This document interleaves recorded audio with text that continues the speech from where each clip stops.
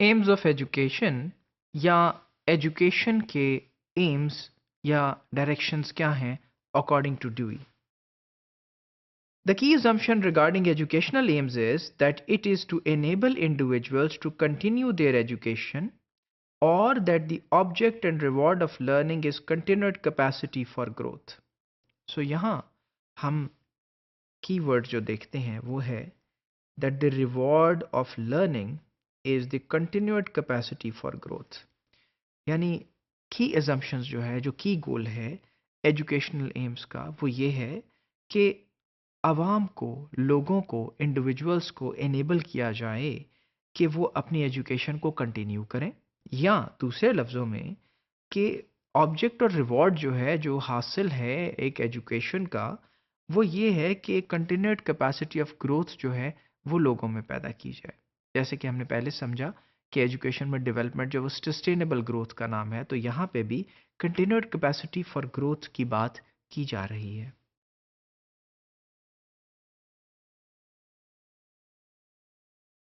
However, according to Dewey, aims of education can be multiple since all members of the society do not possess similar natures and therefore require different aims as aims relate always to results. और यहाँ वो अब ये इनफरादियत की बात करते हैं कि जिस तरह माशरे के अंदर तमाम लोग एक दूसरे से मुख्तलिफ हैं, इसलिए एजुकेशन जो है उसके गोल्स और एम्स जो हैं वो मल्टीपल हो सकते हैं, वो डिफरेंट हो सकते हैं, because it depends upon people since they are all different and have different aims and goals.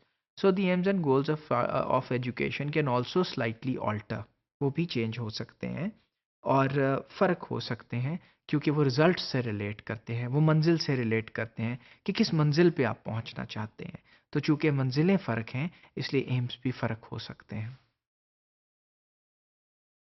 अब एम्स की नेचर क्या है, इसके ऊपर मज़ीद रोशनी डालते हैं ड्यूई और ये बताते हैं that order in the aimed of activities is essential. यानी एक सीक्वेंस, एम्स में एक सीक्वेंस बड़ा ज़रूरी है, यानी प्रोग्रेशन. किसी भी अमल में एक प्रोग्रेशन जो है वो बहुत ज़रूरी होता है from one stage to another.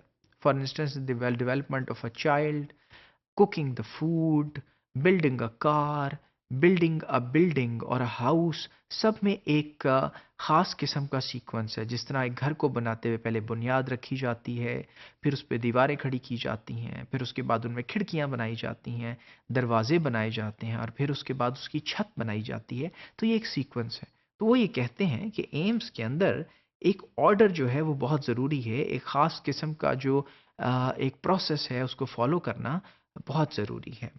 M must be a foreseen and in order to give direction to activities. और एम जो है उसका एक एंड जो है फोरसीन एंड की तरह है, कि जिसको आप पहले से देख लेते हैं, पहले से मुतय्यन कर लेते हैं कि मैंने इस मंजिल की तरफ जाना है. तो उससे क्या होता है कि एक्टिविटीज़ का एक डायरेक्शन सेट हो जाता है, and then you travel towards those aims and that particular goal of yours with a certain direction. और डायरेक्शन सेट करने से ये होता है that your energy is not wasted anywhere else. So you are directed towards something. अगर आप point A से B की तरफ जा रहे हैं तो आप कॉन्सेंट्रेटेड हैं, आपको मालूम है पॉइंट बी इस तरह का है, आपने वहाँ तक पहुँचना है, तो आप बहुत तेज़ी से सफ़र करेंगे और आपकी एनर्जीज दाएं और बाएं वेस्ट नहीं होंगी. John Dewey also says that aims must make choice of alternatives possible. और aims जो हैं वो ऐसे होने चाहिए जो कि थोड़े ओपन हों और आपको alternatives को चूज़ करने का कि ख़ास किस्म की फ्रीडम जो है वो मुहैया करें, कि आप अगर यहाँ नहीं वहाँ की तरफ जाना चाहते हैं तो एम्स ऐसे होने चाहिए जो आपको थोड़ी सी, आपके अंदर आपको थोड़ी सी एक फ्रीडम दें जिसमें आप डेवलप कर सकें अपने डायरेक्शन में.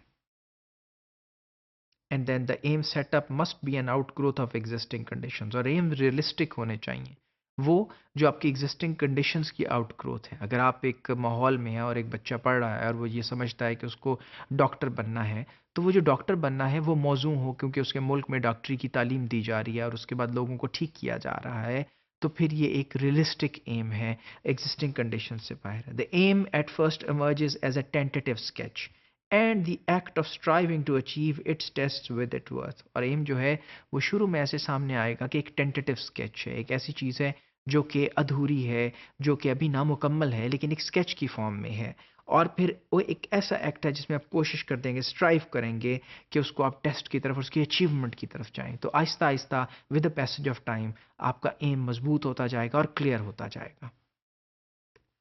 And finally M must always represent a freeing of activities. اور ایم جو ہے وہ چونکہ in the end in itself نہیں ہے تو اس کو فریئنگ آف ایکٹیویٹی ہے، وہ لامحدودیت کا نام بھی ہے، وہ آپ کی کیپیسٹیز کو اور آپ کے پوٹینشیلز کو آگے لے جانے کا نام بھی ہے. اور پھر aims must be founded upon the intrinsic activities and needs of the given individuals to be educated. اور جو ایمس ہیں وہ فارم ہونے چاہیے اور فاؤنڈ کیے جانے چاہیے، ان کو بنانا چاہیے انٹرنسک ایکٹیویٹیز، اپنے اندر کی ایکٹیویٹیز سے، یعنی جو آپ کے دل کی آواز ہے، آپ کی جو سوچ ہے، جو آپ کا ایپٹیٹیوڈ ہے، وہاں سے سامنے آنے چاہیے، نہ کہ باہر سے ایکسٹرنل انوائرمنٹ سے.